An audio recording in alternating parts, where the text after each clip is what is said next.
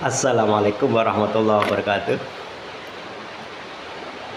Sahabat yang dirahmati Allah, sambil menunggu sore kita pulang kantor, ada beberapa hal yang ingin saya sampaikan sebagai usulan barangkali ya.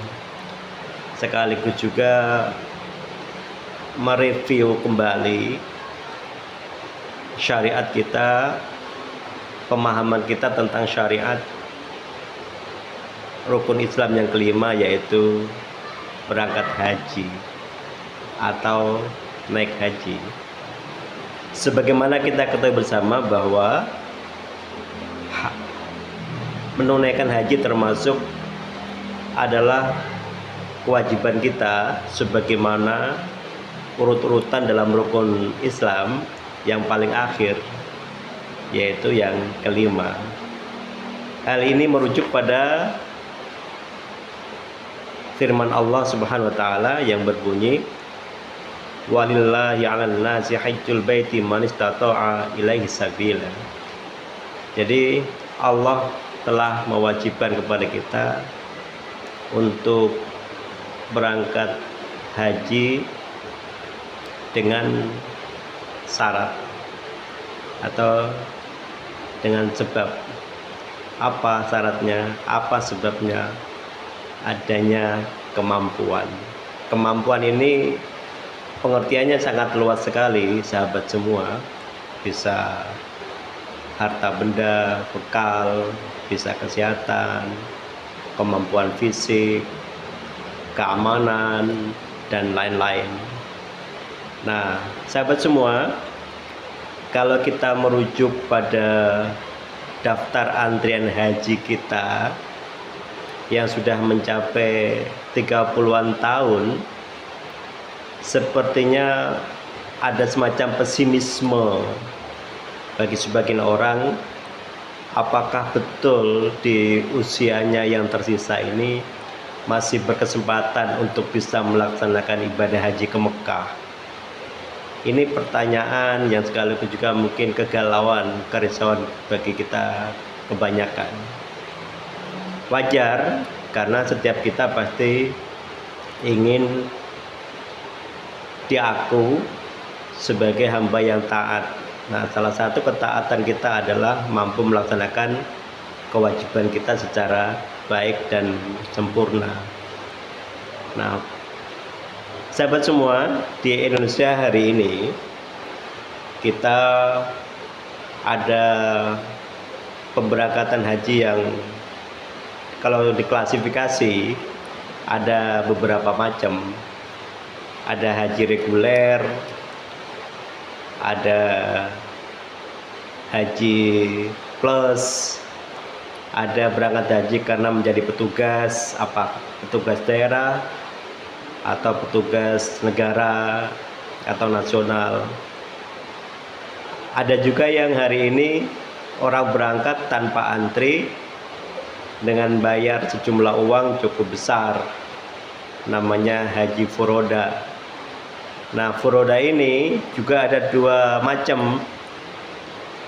Furoda yang visanya didapatkan dari jatah keluarga kerajaan Arab Saudi yang diberikan kepada siapa saja dengan jumlah biaya tertentu.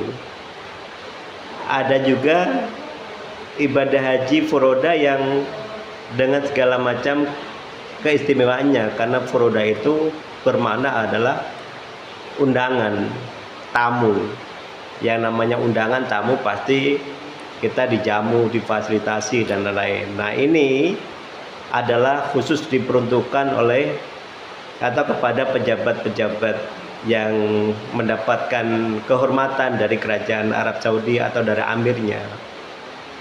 Nah, sahabat semua, dari beberapa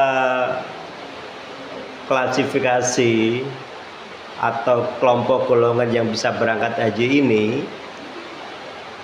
kita agak fokus sedikit ke haji reguler. Haji reguler itu, sahabat semua, adalah keberangkatan haji yang bisa dilakukan oleh siapapun yang sudah memiliki kecukupan uang. Contoh, ketika kita memiliki sejumlah uang untuk bisa mendaftar haji untuk mendapatkan kursi yang disebut dengan seat, quota seat atau booking seat, maka calon jamaah haji wajib mendaftarkan diri kepada bank yang ditunjuk dengan setoran awal minimal 25 juta.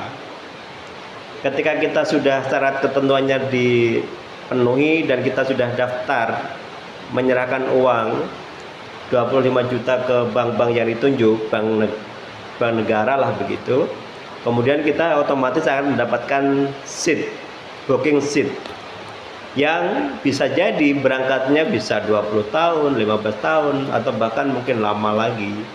Nah, ini mengejala di hampir semua wilayah Indonesia. Nah, hadirin semua, padahal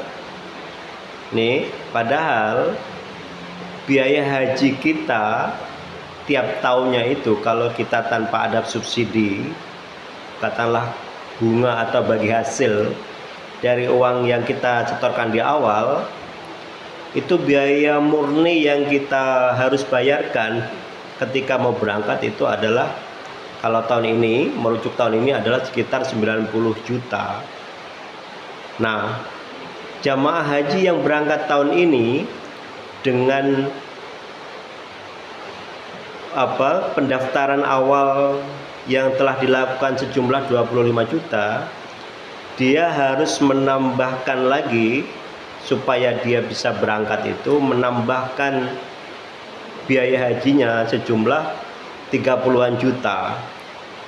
Artinya setiap orang sebelum dia mendapatkan subsidi dari negara itu harus memiliki uang sejumlah sekitar 55 juta. Yang disubsidi negara itu sekitar 45% dari total yang tadi saya sebutkan sekitar 94 jutaan tadi.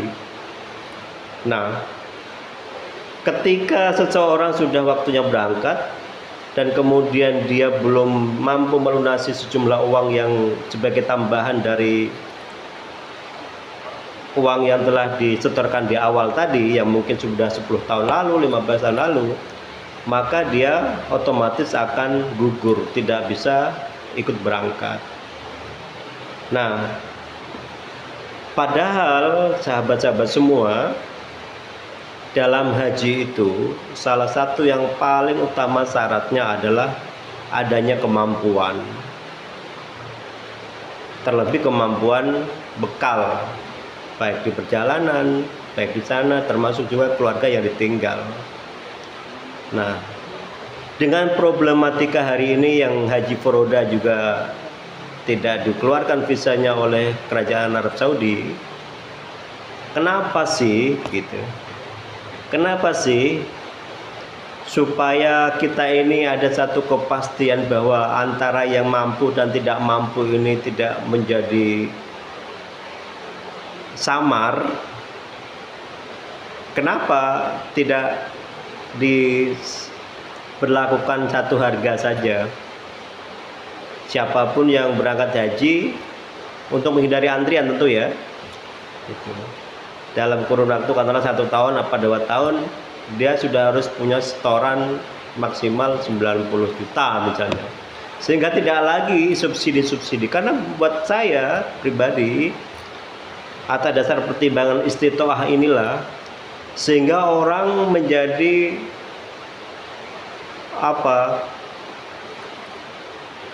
tergerak kepengen, padahal sesungguhnya dia belum mampu, sehingga setelah dia harus waktu yang berangkat, dia jual ini, jual itu, yang pada akhirnya akan memberatkan dia sendirinya. Oleh karena itu saya mengusulkan nih kepada pemerintah Indonesia untuk pemberangkatan haji, berlakukan saja satu harga, satu golongan, tidak ada lagi yang namanya KBH plus atau haji plus, haji reguler, nggak ada. Kenapa? Karena pada kenyataannya orang mau berangkat haji memang harus mampu.